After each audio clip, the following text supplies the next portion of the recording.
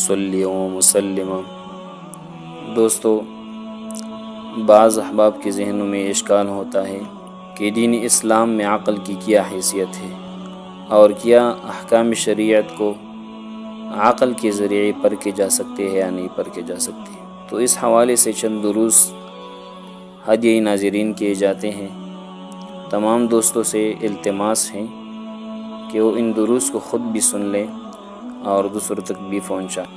تو دیکھو، سب سے پہلے اس حقیقت کو سمجھنا اور پیش نظر رکھنا ضروری ہے کہ جب ہم ایک مسلمان کے طور پر اللہ تعالیٰ کو اس کائنات کا خالق و مالک، رازق و مدبر اور حکیم و حاکم یقین کرتے ہیں، اور جناب نبی اکرم صلی اللہ علیہ وسلم کو اللہ تعالیٰ کا نمائندہ اور احکام و قوانین میں اسی کی طرف سے مجاز سمجھتے ہیں، تو اس یقین و ایمان کی روح سے ہم اس امر کے پابند ہو جاتے ہیں کہ ان کی طرف سے جو حکم بھی آئے اور جو بات بھی کہی جائے اسے حتمی تصور کریں، اور اگر کوئی بات ہماری سمجھ میں نہ آتی ہو تو بھی اللہ تعالیٰ اور ان کے آخری رسول صلی اللہ علیہ وسلم کے ارشادات کو صحیح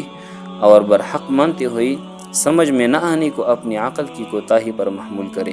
بات وہاں بگڑتی ہے اور اشکال وہی پیدا ہوتا ہے جب کچھ لوگ یہ طے کر لیتے ہیں کہ ہماری عقل اور سمجھ کسی بات کی صحیح اور حتمی ہونے کا واحد معیار ہے۔ کوئی بات اس کے دائرے میں آئے گی تو ہم قبول کر دیں گے، اور اگر کوئی بات ہماری سمجھ اور عقل کے دائرے میں نہیں آ رہی تو نہ صرف یہ کہ اس کو تسلیم نہیں کریں گے بلکہ اس کی نفی کرنا اور اس کا مذاق اڑانا بھی ضروری سمجھیں گے۔ تو دوستو، عقل ایک عمدہ صلاحیت اور قدرت کے عطا کردہ ایک بہترین آلہ کا نام ہے جس کے ذریعے سے ہم ارد گرد کے ماحول کو سمجھتے ہیں، اپنی ضروریات کا ادراک حاصل کرتے ہیں، اپنے نفع و نقصان کو پہچانتے ہیں اور علم و دانش میں ارتقاء حاصل کرتے ہیں۔ لیکن یہ محض ایک آلہ ہے جو حاصل شدہ معلومات میں سے ایک اچھی ترتیب اور عمدہ نتیجہ نکالنے کے کام آتا ہے۔ خود اس کے اندر سے کوئی چیز برآمد نہیں ہوتی۔ اس کی مثال ایک کمپیوٹر کی سی سمجھ لیجئے کہ اس میں جو پروگرام پیڈ کریں گے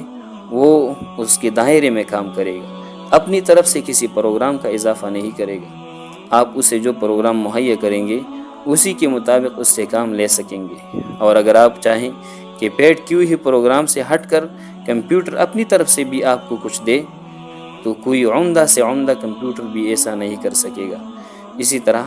کی ایک مثال ملک شیک بنانے والی مشین کی بھی ہے۔ اس کے اندر صرف یہ صلاحیت ہے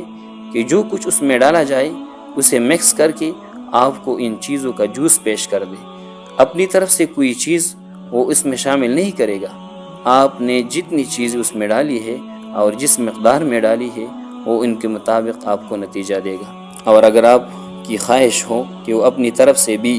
اس میں کوئی چیز شامل کر دے تو یہ آپ کا بول پن ہوگا۔ بالکل یہی صورتحال عقل کی ہے۔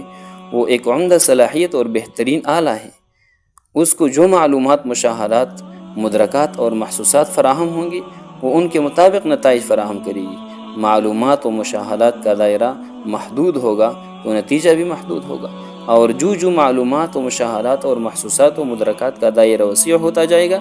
تو نتیجہ بھی مختلف ہوتا جائے گا۔ یہی وجہ ہے کہ جو انسان کے مشاہدات اور معلومات میں اضافہ ہو رہا ہے اس کی عقل کے فیصلے بھی بدلتے جا رہے ہیں۔ ایک دور تھا جب انسان کی زبان سے صادر ہونے والی گفتگو کے بارے میں یہ محاورہ زبان زدی عوام تھا کہ اذا تلفظ تلاشا، جب کوئی بات منہ سے نکل جاتی ہے تو معدوم ہو جاتی ہے،